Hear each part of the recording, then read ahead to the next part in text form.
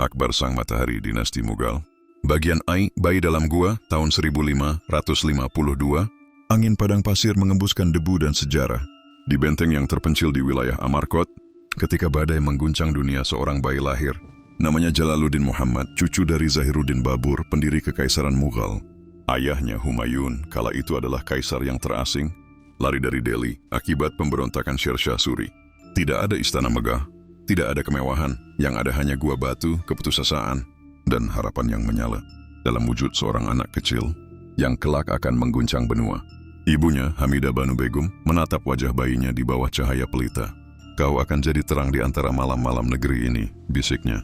Bagian 2, Takhta di Tengah Badai, tahun 1556. Saat Jalaluddin berusia 13 tahun, ayahnya wafat. Di kalangan bangsawan, muncul kecemasan. Seorang anak memegang takhta di tengah negeri yang koyak oleh perang dan pengkhianatan. Tapi di balik kelembutan matanya tersembunyi ketegasan baja. Mentornya adalah Bairam Khan, seorang jenderal setia yang membimbingnya.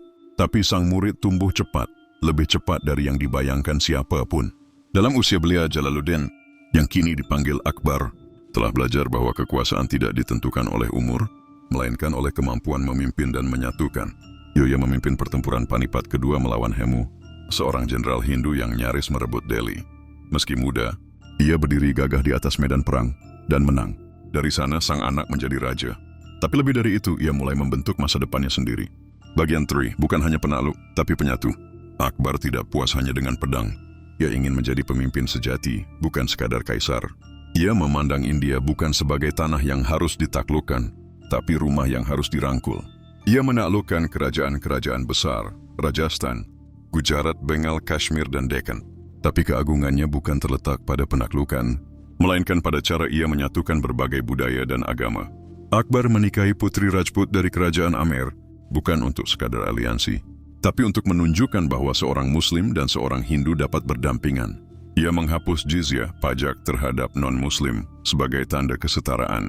Ia membangun sistem dini ilahi, bersemanaki ajaran spiritual yang menghimpun nilai-nilai dari Islam, Hindu, Zoroastrianisme, Kristen, dan Jainisme. Walau tidak banyak pengikutnya, ide itu menunjukkan visi Akbar, menyatukan bukan memecah. Ia memanggil para filsuf, imam, dan rahib untuk berdiskusi di Ibadat Khana, rumah debat keagamaan di Fatehpur Sikri. Di sanalah Akbar menguji pikiran dan jiwanya sendiri. Ia bukan hanya penguasa dunia, tapi juga pencari kebenaran. Bagian IV, membangun dunia, bukan sekadar istana. Akbar adalah arsitek peradaban. Ia mendirikan Fatehpur Sikri, kota yang menjadi simbol kejayaan Mughal, aula debat, istana mewah,